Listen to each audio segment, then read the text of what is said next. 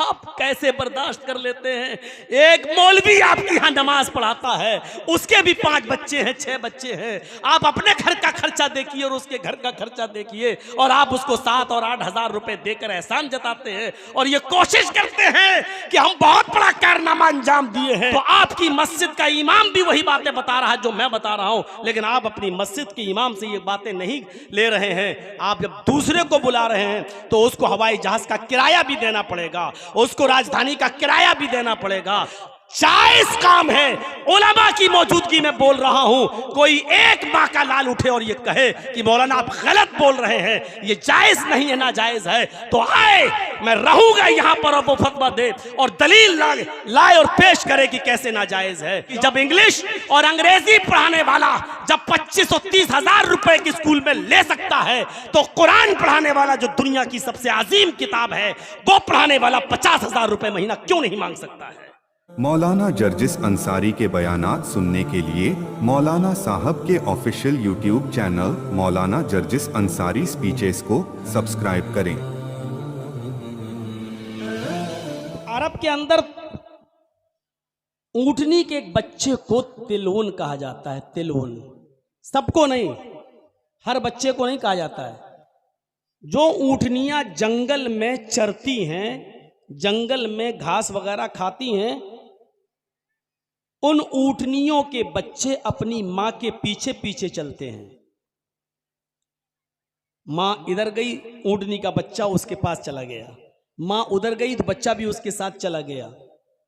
अरब इस बच्चे को कहते हैं हाजा तिलव, ये तिलव है, यानी ये वो बच्चा है जो कभी भी किसी खतरनाक जानवर का शिकार नहीं हो सकता है, क्योंकि ये अपने माँ के पीछे पीछे चलता है। जहां माँ जा रही है वहां बच्चा जा रहा है। तो अरब क्या कहते हैं? हाजा तिल्व, ये तिल्व है, यानी अपने माँ के नक्शे कदम पे चलने वाला, अपने माँ के पैरों पे चलने वाला। जहां माँ जा रही वहीं बच्चा जा रहा है। उस बच्चे को अरब में कहते हैं तिल्व। उसी तिल्व से बना है तिलावत, उसी तिल्व से बना है तिलावत। जिस तरह ऊंटनी का बच्चा अपनी माँ के पीछे पीछे चलता है और खतरनाक जानवरों के हमले से सुरक्षित हो जाता है, महफूज हो जाता है, उसी तरीके से आए लोगों, आए मुसलमानों, तुम कुरान के पीछे पीछे चलो। जब कुरान के पीछे पीछे चलोगे तो दुनिया की सारी बदमाश और बदकमाश कौमों से तुम सुरक्षित हो जाओगे, अपने आप को महफूज कर लोगे। अगर तुम्हें दुनिया के सरकशों, दुनिया के डेंजर इंसानों, दुनिया के खतरनाक मनुष्य और इंसानों से और दुनिया के खतरनाक पार्टियों से अगर तुम्हें अपने आप को महफूज करना है तो कुरान के पीछे पीछे चलो। कितनी सही बात कही है तिलावत। जैसे ऊंटनी का बच्चा अपने माँ के पीछे पीछे चलता, अब ऊंटनी उधर है और बच्चा इधर है, तब तो कोई भी खतरनाक जानवर उस बच्चे को मरोड़ देगा। क्यों? क्योंकि बच्चे ने अपने माँ का साथ छोड़ दिया है। कोई भी उसके बच्चे को खा जाएगा, लेकिन माँ जहां जा रही बच्चा वहीं, माँ 2 मीटर दूर बच्चा वहीं, माँ उसकी माँ 1 मीटर दूर बच्चा वहीं। बच्चा अपनी माँ का पीछा नहीं छोड़ रहा है। इस बच्चे को अरब कहते हैं तिल्व है। ये हाजा तिल्व, ये तिल्व है। उसी तिल्व से बना है तिलावत, यानी कुरान की तिलावत करो, यानी पीछे पीछे चलो। जैसे ऊंटनी का बच्चा अपने माँ के पीछे पीछे चलकर अपनी जान की हिफाजत कर लेता है, उसी तरीके से तुम कुरान के पीछे पीछे चलोगे, महफूज रहोगे। दुनिया की कोई कौम तुम्हारा कुछ नहीं कर सकती है। आज हम बर्बाद क्यों हैं? इसीलिए तो आज हम रुस्वा हैं, बर्बाद हैं, क्योंकि हमने कुरान को छोड़ दिया। इन्नल्लाह यरफ़उ बिहाज़ल किताबि अक़वामन व यज़उ बिहिल आख़िरीन। अल्लाह के नबी फरमाते हैं इस कुरान पर अमल करने की वजह से हम बहुत सी कौमों को इज्जत देते हैं। रफ़अत, बुलंदी, इज्जत। इन्नल्लाह यरफ़उ बिहाज़ल किताब, अल्लाह के नबी फरमाते हैं इस किताब पर अमल करने की वजह से, इस किताब के पीछे पीछे चलने की वजह से अल्लाह कौमों को इज्जत देता है, उनको सरदारी देता है। व यज़उ बिहिल आख़िरीन, और इस किताब पर जो अमल करना छोड़ देता है, इस किताब को मानना छोड़ देता है, इस किताब को पर अमल करना जो तर्क कर देता है, वो इस दुनिया के अंदर जलील हो जाता है, रुस्वा हो जाता है। अल्लाह के नबी फरमाते हैं अल्लाह उसको बर्बाद कर देता है, उसको जलील कर देता है। कुरान पर अमल करोगे तो इज्जत पाओगे, कुरान को छोड़ दोगे, अमल नहीं करोगे तो फिर जलील हो जाओगे। ये कुरान ऐसी किताब है मेरे भाइयों, जिस पर चंद सहाबा ने जब अमल किया तो भेड़ों और बकरियों के चराने वाले हुक्मरान बन गए। वही उमर फारूक जिन्होंने भेड़ें और बकरियां चराया करते थे, अल्लाह ने इस कुरान पर अमल करने की वजह से उनको 22 लाख मुरब्बा मील 22 लाख मुरब्बा मील पर उनको हुकूमत करने वाला हुक्मरान और हाकिम बना दिया, खलीफा बना दिया। मोदी जी तो सिर्फ भारत के हैं,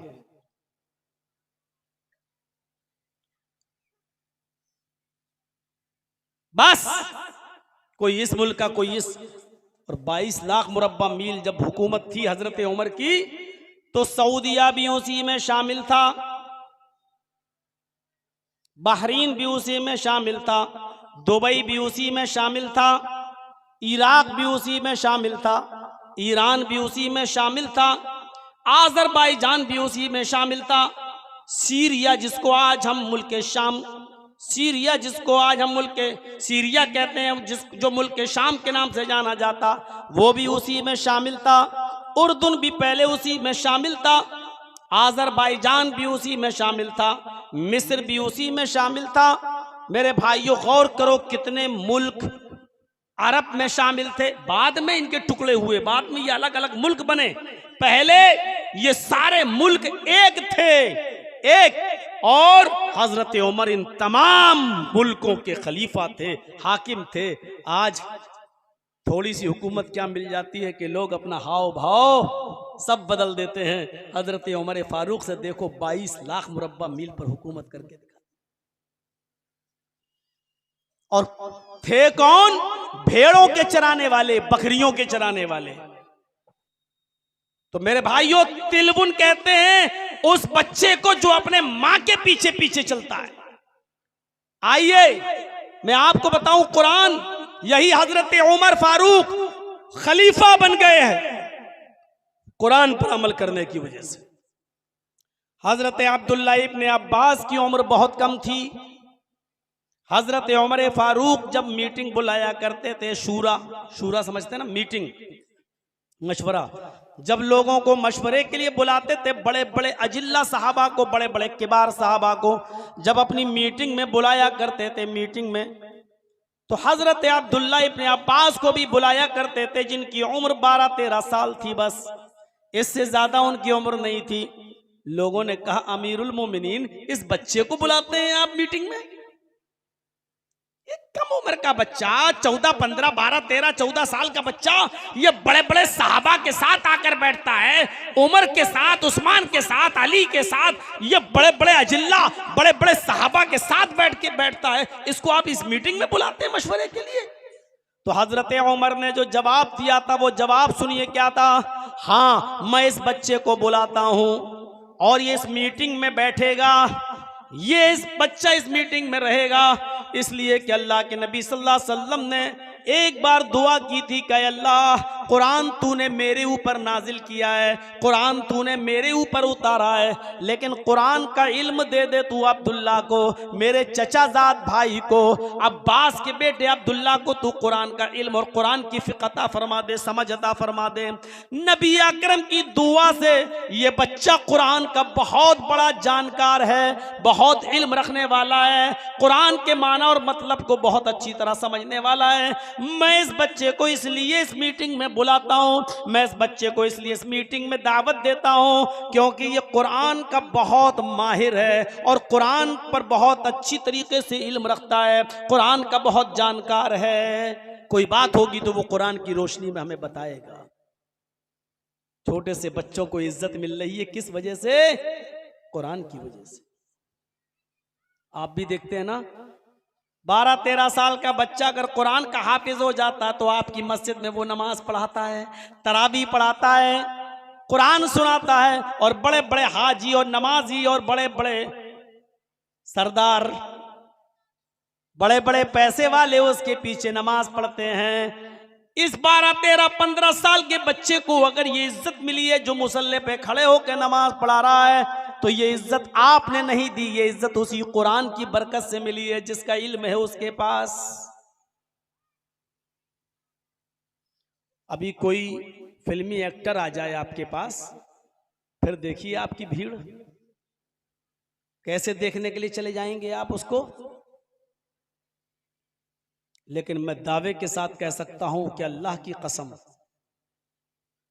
रब्बे काबा की कसम, इस वक्त आप की नजर में जिस एक्टर का भी नाम आ रहा हो दिमाग में, वो आपकी नजर में कितना भी बड़ा हो, लेकिन इस्लाम ने उस छोटे से 9-10-12 साल के बच्चे को जो मदरसे में पढ़ता है और कुरान की तिलावत करता है, कुरान सीखता है, उसको जो इज्जत दी है वो इस दुनिया में फिल्मी दुनिया के एक्टरों को नहीं मिली।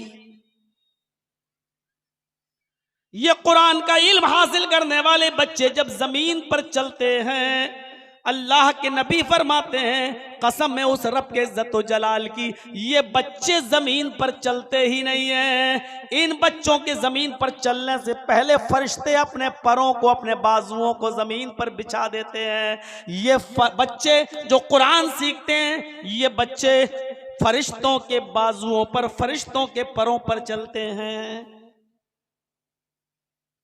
आप मौलाना जर्जीस के लिए क्या करेंगे? ज्यादा से ज्यादा आ रहे हैं, फूल बरसाएंगे ये लोग, अच्छी सी कालीन बिछा देंगे, साहब जमीन पे नहीं, इस पे चलिए। और फरिश्ते जिसके लिए अपने पर बिछाते हैं, उनसे बड़ा कोई मकाम मर्तबा हो सकता है किसी का? अल्लाह के नबी फरमाते हैं कयामत का दिन होगा, कुछ लोग ऐसे होंगे कि जिनके सर के ऊपर सोने का ताज रखा जाएगा।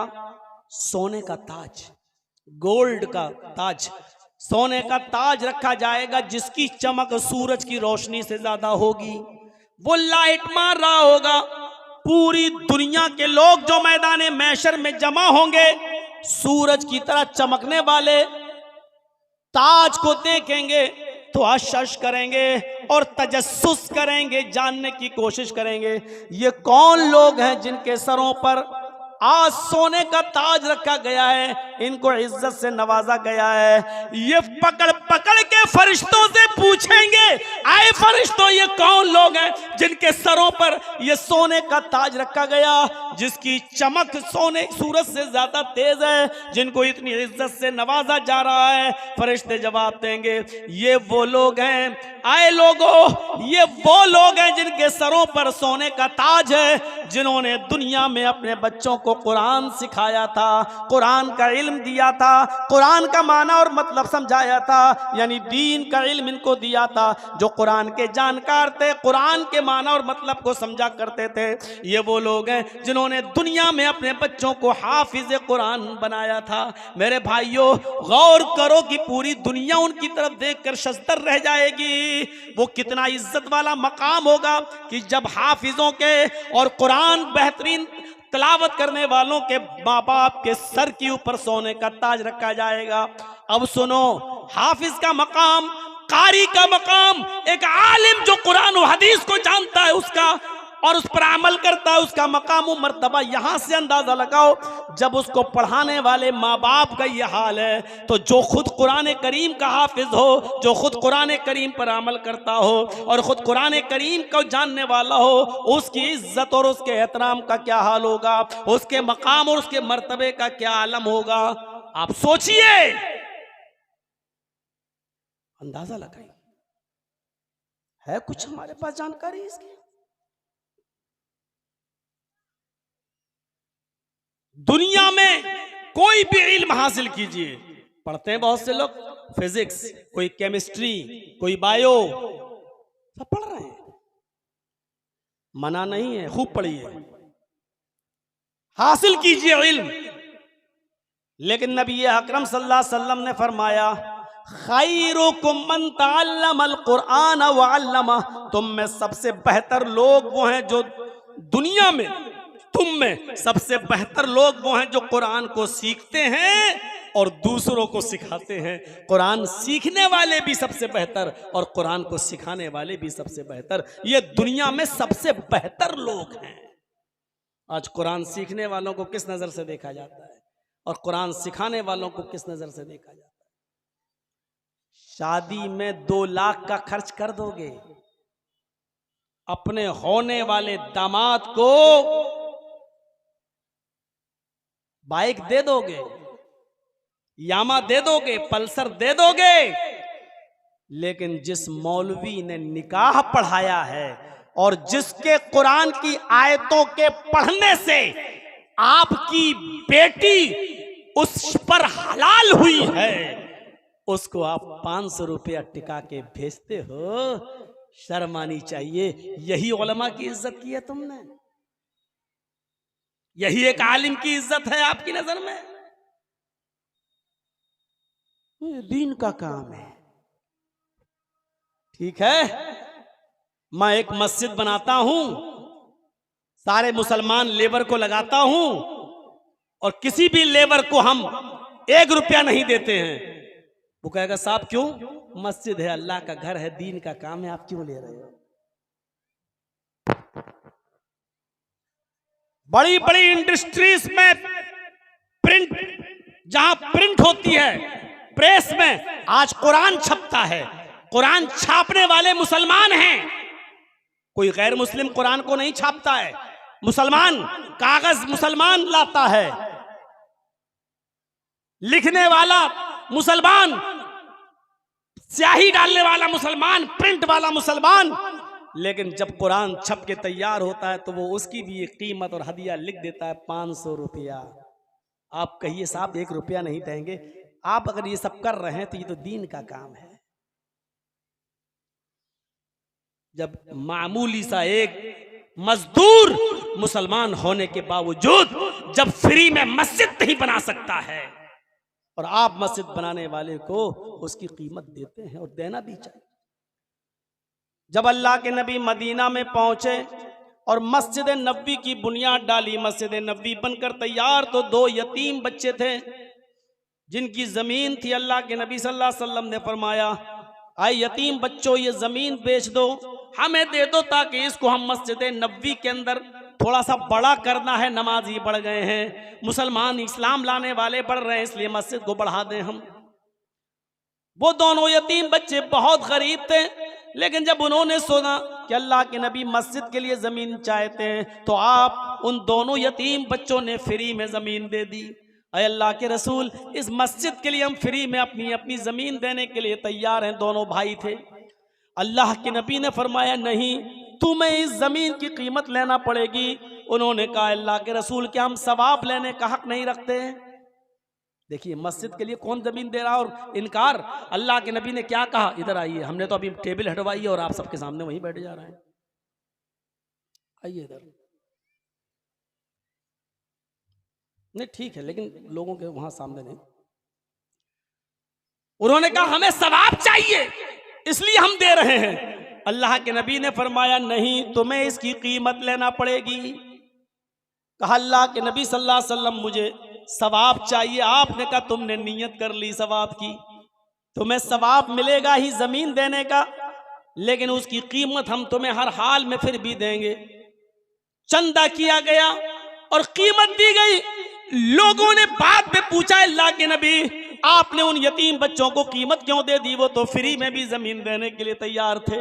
आपने फरमाया, इसलिए मैंने उनको कीमत दे दी क्योंकि मोहम्मद डरता है बाद में आने वाले लोग कहीं ये न कह बैठे कि मोहम्मद ने यतीम बच्चों को भी नहीं छोड़ा, उनकी जमीन पर भी कब्जा करके मस्जिद बना ली, उन यतीम बच्चों का भी हक मार लिया। मैं ये नहीं चाहता था कि लोग ये कहें कि मोहम्मद ने यतीम बच्चों की जमीन मार ली। आप कैसे बर्दाश्त कर लेते हैं? एक मौलवी आपके यहाँ नमाज पढ़ाता है, उसके भी 5 बच्चे हैं, 6 बच्चे हैं। आप अपने घर का खर्चा देखिए और उसके घर का खर्चा देखिए, और आप उसको 7 और 8 हजार रुपए देकर एहसान जताते हैं और ये कोशिश करते हैं कि हम बहुत बड़ा कारनामा अंजाम दिए हैं। मोहम्मद रसूलुल्लाह ने तो कहा तुम्हें सवाब भी मिलेगा जमीन देने का, लेकिन तुम यतीम बच्चे हो इसलिए तुम्हें कीमत भी दी जाएगी जमीन की। मेरे भाइयों, कभी आपने भी सोचा कि इमाम साहब नमाज पढ़ा रहे हैं, दीन का काम है, ठीक है 8 हजार रुपए तुम्हारी तनख्वाह लीजिए, लेकिन हम तुम्हें 50 हजार रुपए और दे रहे हैं। अपने बच्चों को अच्छे मदरसे में पढ़ाइए, अपने बीवी के लिए सूट ले जाइए, आपके भी बीवी बच्चे हैं। कभी आपने इन मौलवियों ने उलमा के बारे में ये तसव्वुर किया? फेसबुक पे लिख दिया, छाप दिया, क्या क्या पैसा लेके तकरीर करना जायज है कि ना जायज है? आप फेसबुक पे उल्टा सीधा डाल रहे हैं। 2 मसले याद कर लीजिए, एक होता है दीन का काम करना और एक होता है दीन का काम करवाना।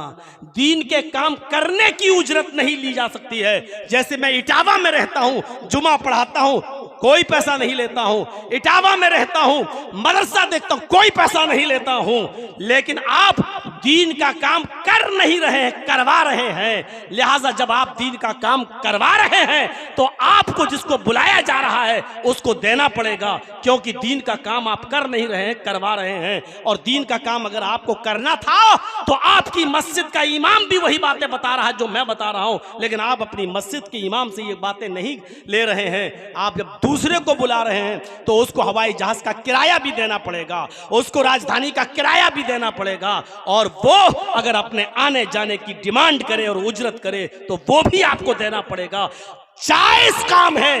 उलमा की मौजूदगी में बोल रहा हूं, कोई एक माँ का लाल उठे और ये कहे कि मौलाना आप गलत बोल रहे हैं, ये जायज नहीं है, ना जायज है, तो आए, मैं रहूंगा यहां पर और वो फतवा दे और दलील लाए और पेश करे कि कैसे नाजायज है। मेरे प्यारे साथियों, जरा तसव्वुर करो कि यतीम बच्चों को अल्लाह के नबी कह रहे हैं, वो कह रहे हैं मैं फ्री में देने के लिए तैयार हूं, आप कह रहे हैं नहीं, मैं तुम्हें इसकी कीमत दूंगा, और उस जमाने के हिसाब से जो उसकी कीमत थी वो आपने दी,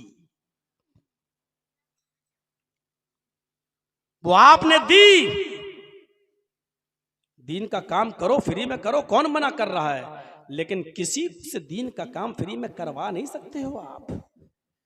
मस्जिद बनाना दीन का काम है, करो कोई नहीं, लेकिन मस्जिद बनाने के लिए जिनको बुला रहे हो उसको उजरत देना पड़ेगी।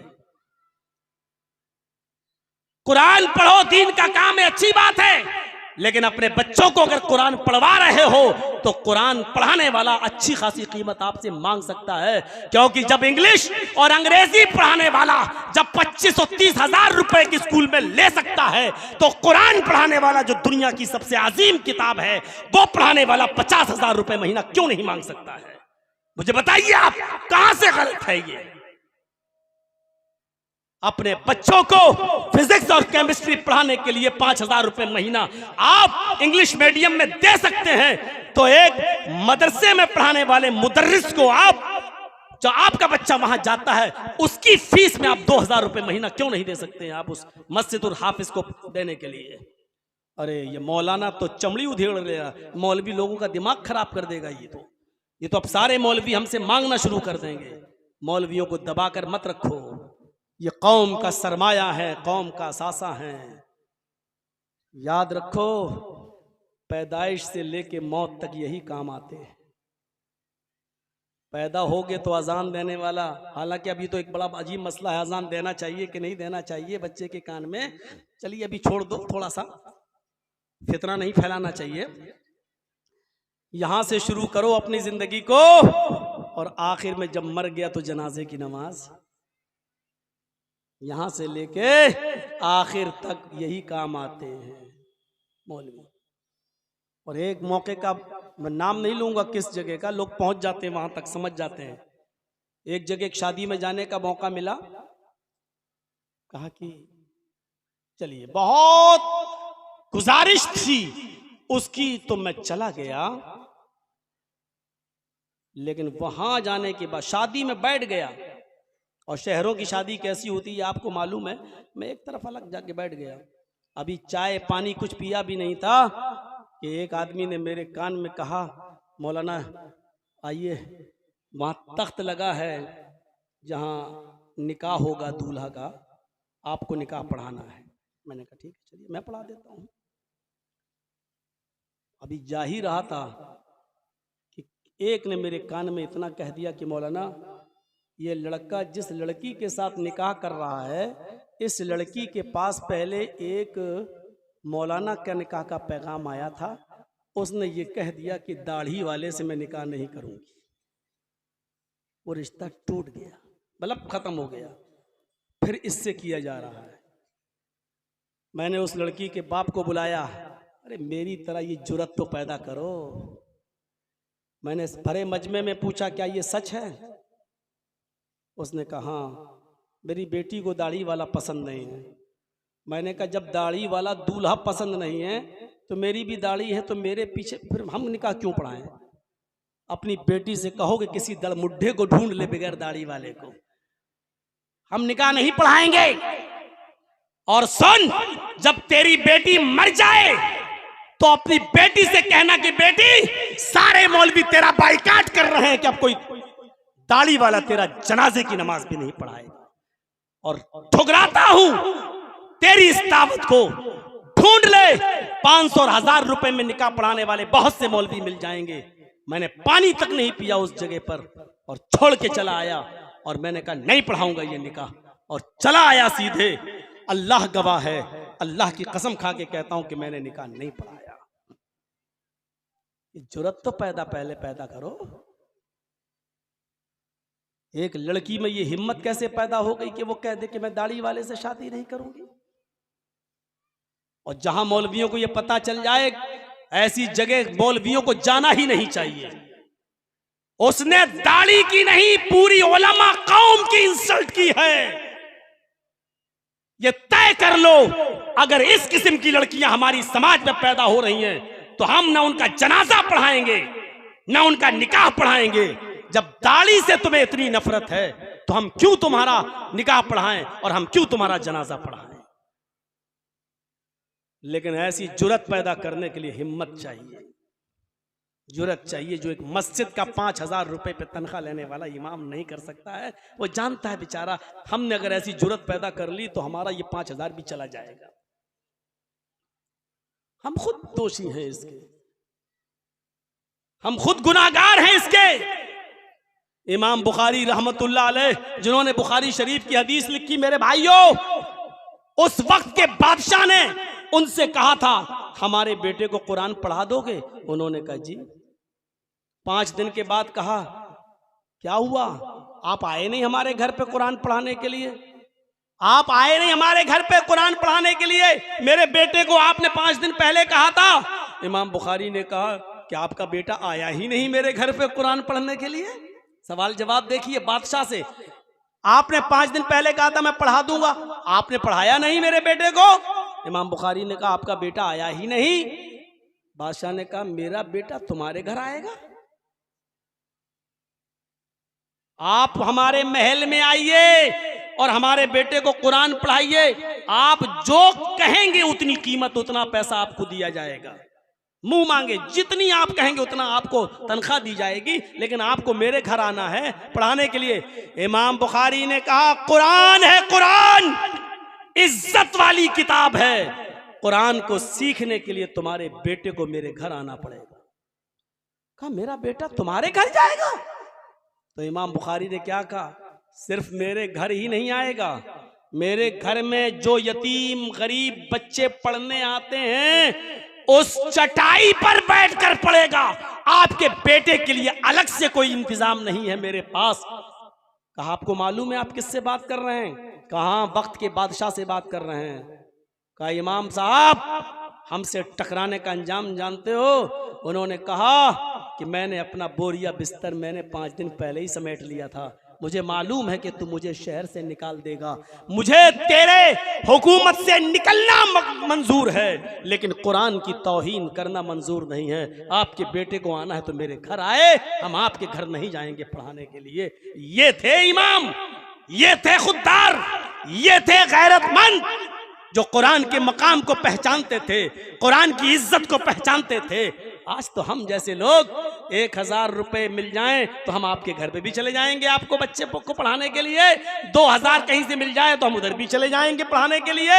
मेरे भाइयों, कुरान की इज्जत करो। जिस मस्जिद के हुजरे में तुम रहते हो उसी हुजरे में उन बच्चों को बुलाओ और पढ़ाओ, इसलिए कि जो बच्चे चलकर कुरान पढ़ने आएंगे वो कुरान की कदर और कीमत को समझेंगे, और जिनके पास चल के आप पढ़ाने पहुंच जाओगे वो लोग कभी नहीं समझेंगे। प्यासा कुएं के पास जाता है, कुआं प्यासे के पास नहीं जाता है। कुरान की आजमत को समझने की कोशिश करो। मौलाना बड़ी सख्त तकरीर कर रहे हैं, आज कर रहा हूं, बहुत जला बैठा हूं मैं। ये अमीर और दौलतमंद लोग चाहते हैं कि इस्लाम मेरे इशारों पे ये मौलवी लोग चले। ये चाहते हैं जैसा हम चाहें वैसा हो, नहीं होगा, नहीं चलेगा। इस्लाम चलेगा तो जनाबे मोहम्मदुर रसूलुल्लाह की मर्जी से चलेगा। इस्लाम चलेगा तो फातिमा के बाप की मर्जी से चलेगा। जर्जीस और जर्जीस के बाप की मर्जी से नहीं चलेगा, याद रखिएगा। हजरत उमर फारूक रजी अल्लाह ताला अन्हु को देखो, एक वाकया सुना के आगे बढ़ूंगा। मस्जिद के मिंबर पर खड़े हैं और खुतबा दे रहे हैं। सुनिए, बहुत अच्छी बात बताने जा रहा हूं। अरे यार, ये जरूर रात में पैदा हुआ होगा ये बच्चा। किसका है ये? माने हुआ होगा कहा है, कंफर्म नहीं है, लग रहा है। पता नहीं कैसे लोग भागते हैं। अभी देखिए एक और आ गया। भाई सामने से मत आइए, तुमको क्या कहें, तुम्हें तो सब माफ है, तुम्हारे ऊपर 100 खून भी माफ है। यहां से मत उठिए, बैठिए, सामने से डिस्टर्ब हो जाता है। तो हजरत उमर खुतबा दे रहे हैं। कुरान की इज्जत जानते हो क्या है? हजरत उमर जुमे का खुतबा दे रहे हैं और जुमे के खुतबे में ऐलान कर दिया, जो लोग अपनी बीवी को 400 दिरहम से ज्यादा मेहर देंगे, 400 दिरहम से ज्यादा मेहर देंगे, जायद मेहर उनसे ले लिया जाएगा और बैतुल माल में जमा कर दिया जाएगा।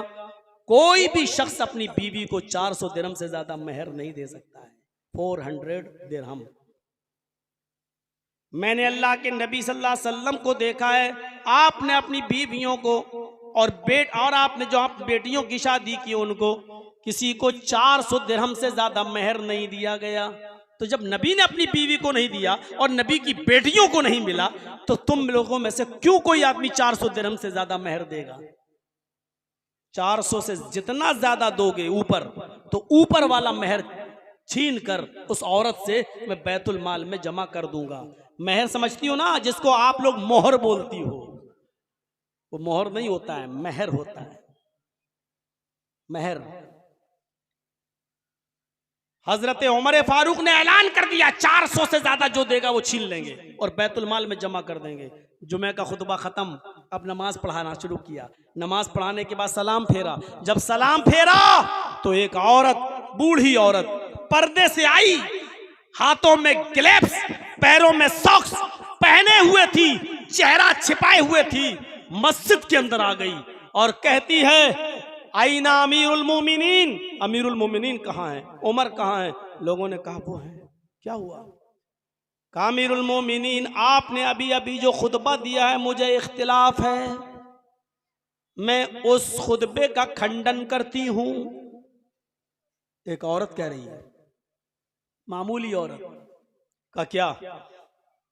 आए उमर अमीरुल मोमिनीन, अभी अभी आपने कहा 400 दिरहम से ज्यादा जो अपनी बीवी को मेहर देगा उस औरत से वो जायद ज्यादा मेहर वाला मामला छीन कर बैतुल माल में जमा कर दिया जाएगा। मसलन किसी ने 600 दे दिया तो 400 बीवी के पास रहेगा, 200 छीन कर बैतुल माल में जमा कर देंगे। अभी आपने यही कहा ना? कहा जी। क्या दलील है? कहा मैंने बताया कि अल्लाह के नबी ने अपनी बीवियों को 400 से ज्यादा नहीं दिया और नबी की किसी बेटी को भी 400 से ज्यादा नहीं मिला, और नबी के जमाने में जितने भी निकाह हुए किसी को भी 400 से ज्यादा मेहर में दिरहम में मेहर नहीं दिया गया। वो औरत कहती है अमीरुल मोमिनीन, नहीं दिया गया ये एक अलग मसला है, किसी ने नहीं दिया ये उनकी मर्जी, लेकिन मसला यह है कि अगर कोई ज्यादा दे दे तो आप लेने वाले कौन होते हैं, जरा मुझे इसकी दलील दो। आप कैसे ले सकते हो जबकि कुरान ये कह रहा है, कुरान की अजमत समझो। वो एक बूढ़ी औरत हजरत उमर को कुरान की आयत सुना रही है और कहती है कुरान ये कह रहा है व आतई तुम एहदाहुन्ना किंतारन फला ताखुजू मिन्हु शैआ। अगर किसी औरत का पति, किसी का हस्बैंड अपनी बीवी को ढेर सारा माल दे दे, बहुत सारा माल दे दे, खजानों का खजाना दे दे, अंबार लगा दे, ढेर लगा दे, बहुत ज्यादा माल भी दे दे, फला ताखुजू मिन्हु शैया, तो तुम उसमें से कुछ भी नहीं ले सकते हो। कुरान तो ये कह रहा है कि कोई पति अपनी पत्नी को चाहे कितना माल दे दे वो उसकी पत्नी का ही माना जाएगा, उसमें से कोई भी कुछ नहीं ले सकता है। कुरान तो कह रहा फला ताखुजू मिन्हु शैया, तुम में से कोई भी उसको नहीं ले सकता है। आए उमर, तुम कैसे ले सकते हो? आओ जरा छीनने के लिए हम भी तो देखें, कुरान ने तो मना किया है। हजरत उमर लोगों से पूछते हैं ये औरत जो बोल रही है क्या ये आयत कुरान में है? हजरत उमर ने उस औरत को डांटा नहीं। अच्छा तेरी हिम्मत, तू अमीरुल मोमिनीन से टकराएगी? नहीं। क्या ये औरत जो बोल रही है, बूढ़ी औरत, क्या ये कुरान में है? कहा हाँ है। कुरान में है? कहा हाँ है। अल्लाह, मेरी नजर से ये कुरान की आयत नहीं गुजरी है, लेकिन मैं सही से समझ नहीं पाया। असल मसला तो यही है, समझने का। कुरान पढ़ने से ज्यादा समझना चाहिए और वही मेरी तकरीर है। अच्छा ये आयत कुरान में? हजरत उमर कहते हैं मुझे ऐसा लगा जैसे आज ही उतरी हो ये कुरान की आयत। दोबारा मिंबर के ऊपर खड़े होते हैं और फिर कहते हैं लोगों, असाबत इमरातुन व अख्ता रजुलन, इस औरत ने सच्ची बात की है और उमर से गलती हो गई। अख्ता रजुलन, एक आदमी ने खता कर दी, गलती कर दी। इस औरत ने कुरान की जो आयत सुनाई है, उस आयत को सुनाने के बाद अब किसी से कोई हक नहीं है मैं छीनूं। आप कितना भी अपनी बीवियों को मेहर दे दो, अब मुझे कोई एतराज नहीं है, मैं लेने वाला कौन होता हूं? जब कुरान ने मना कर दिया कि तुम उसमें से कुछ भी नहीं ले सकते तो मैं कैसे ले सकता हूं? एक औरत ने सही बात कही है और एक मर्द ने, यानी मैंने गलती की है। कुरान वो चीज है कि उमर जैसी हस्ती को भी झुकना पड़ता है। मेरे भाइयों, हम और आप झुकने के लिए तैयार नहीं है कुरान की आयतों पर, कुरान के मामलात पर।